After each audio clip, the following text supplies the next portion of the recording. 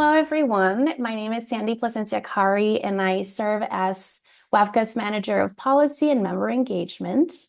Today, we're kicking off a new effort, which is super exciting. And this effort is to highlight the amazing voices and stories within our network of amazing member agencies.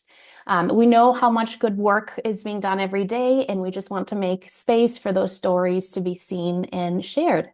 I am very thrilled to have Scott Strong here from Rice with us, and I can't wait for you to hear more about their work. So welcome, Scott. Thank you for being here. Hi, Sandy. Thanks for having me. I'm looking forward to this. Yeah, take it away. Tell us a little bit more about yourself, your organization, and your time with WAFCA.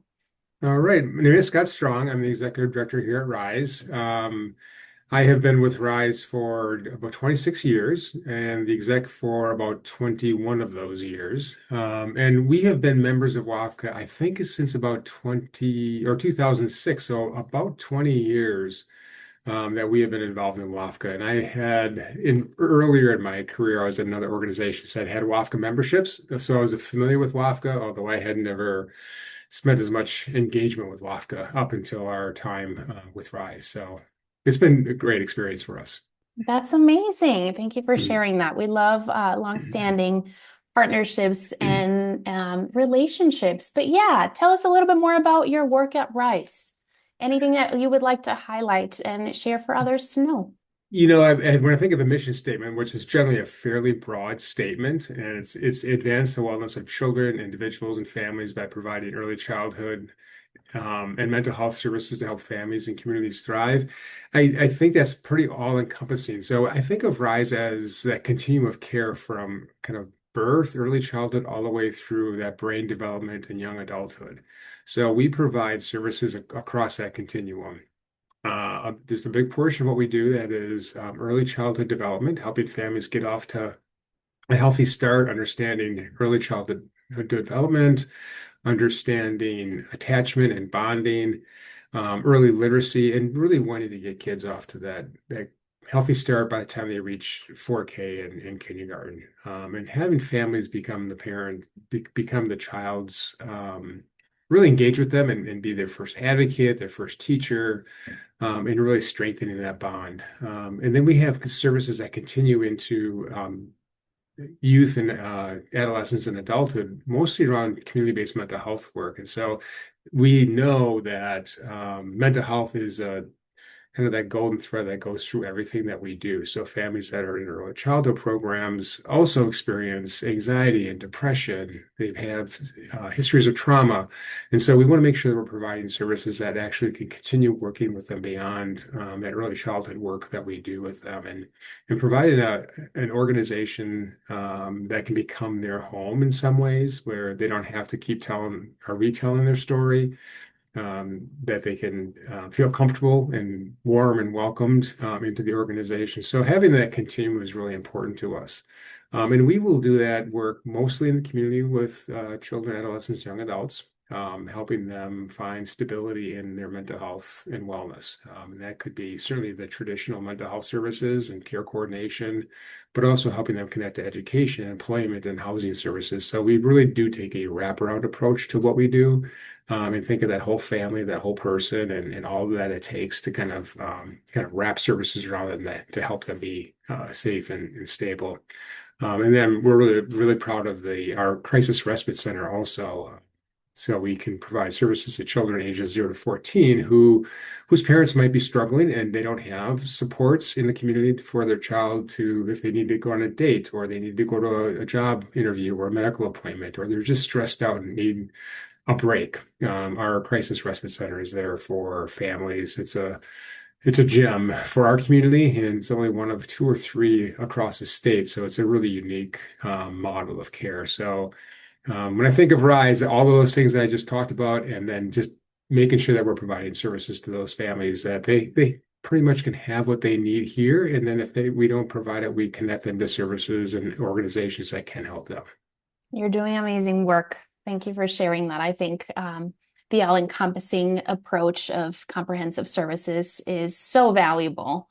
And yeah, you should be proud to be uplifting communities and helping families, youth, and children, achieve stability and enhance their quality of life. So thank you for sharing that. You're Um, welcome.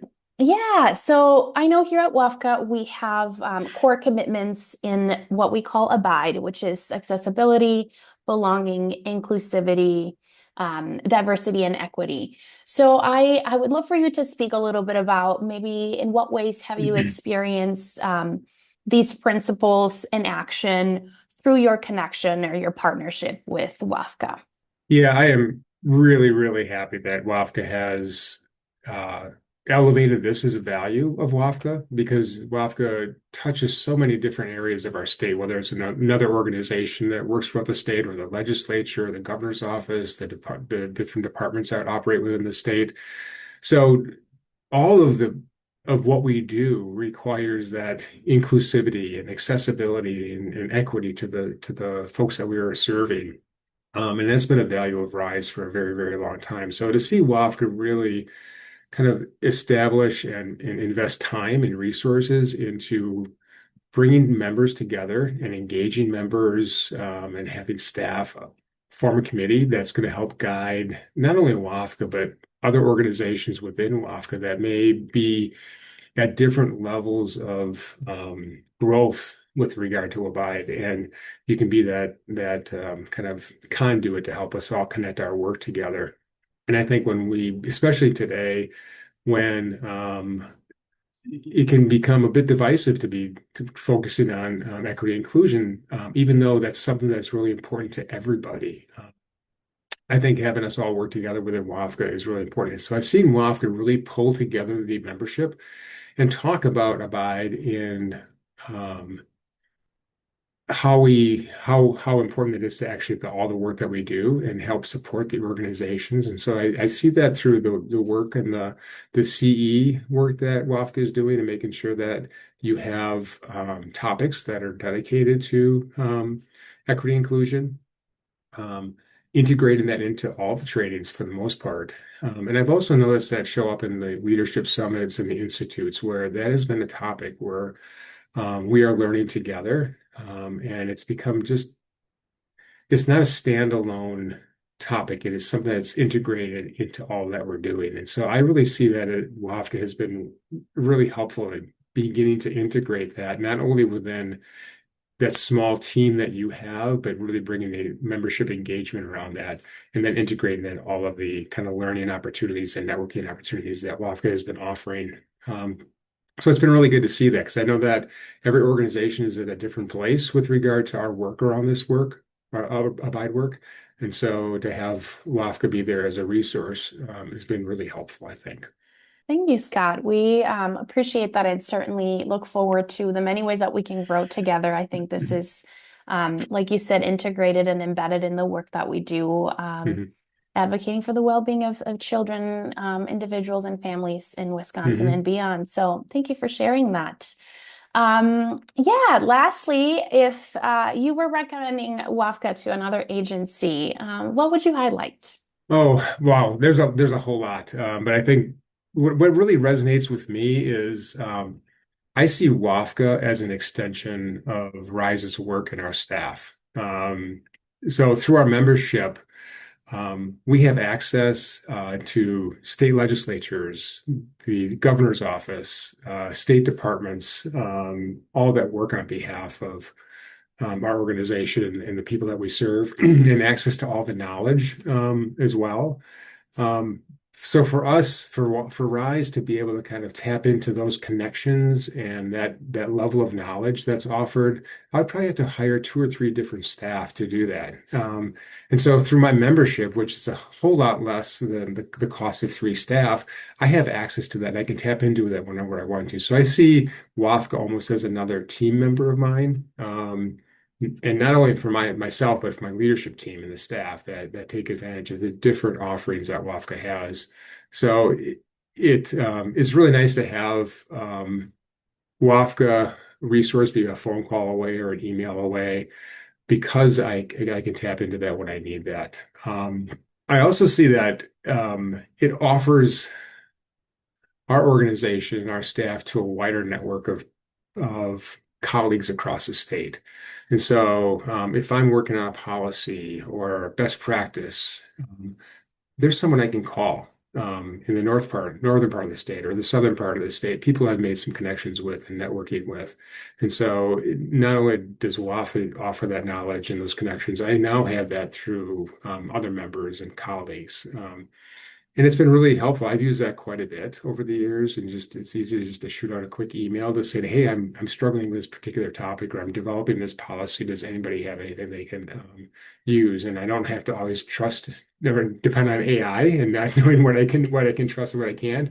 I actually have real people that have done this work and have a experience of what works and what doesn't work. And so when I promote WAFC, I'm talking about these things. I'm talking about those connections. I'm talking about the thought partners. I'm talking about the best practices, all of that that helps kind of keep me connected, keep our organization connected, and keep us relevant within the state.